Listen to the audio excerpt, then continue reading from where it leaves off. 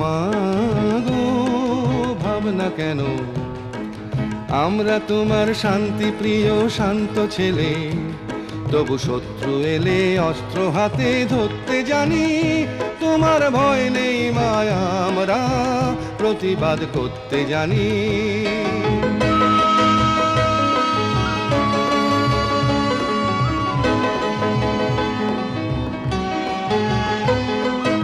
আমরা হারবো না, হারবো না, তোমার মাটি একটি কণাও ছাড়বো না।